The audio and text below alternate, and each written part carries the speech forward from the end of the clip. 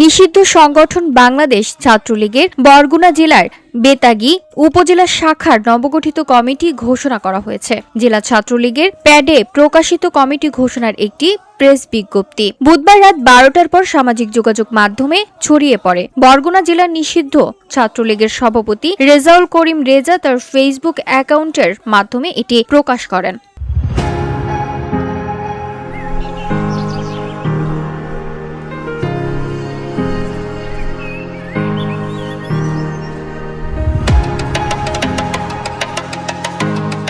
বিজ্ঞপ্তি ছড়িয়ে পড়ার পর নিষিদ্ধ সংগঠনটির বিভিন্ন ইউনিটের নেতাকর্মীরা নিজেদের ফেসবুক অ্যাকাউন্টে বেতাগী উপজেলা ছাত্রলীগের নবগঠিত কমিটিকে অভিনন্দন জানিয়ে পোস্ট দিতে শুরু করেন।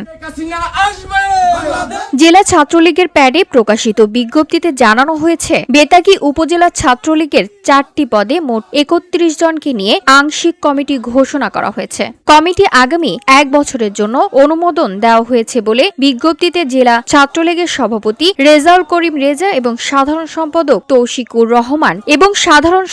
তৌশিকুর রহমান ইমরান স্বাক্ষর করেন। নবগঠিত কমিটিতে সভাপতি হিসেবে দায়িত্ব পেয়েছেন সোহেল আমিন হাওলাদার, সাধারণ সম্পাদক সিফাত শিকদার এবং সাংগঠনিক সম্পাদক শাওন মৃধা। এছাড়া সহ সভাপতি 17 জন, যুগ্ম সাধারণ সম্পাদক 3 জন এবং সহ সাংগঠনিক সম্পাদক পদে রয়েছে 8 জন।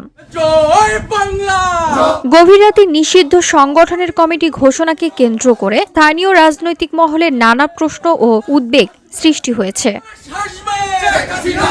BOD Bangla news desk.